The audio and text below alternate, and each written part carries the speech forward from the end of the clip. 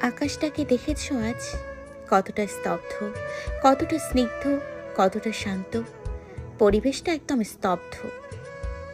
ঘাসের মাঝে রঙিন শাড়ি পরে বসে আছি। শীতের শীতল বাতাস আমায় ছুঁয়ে দিচ্ছে।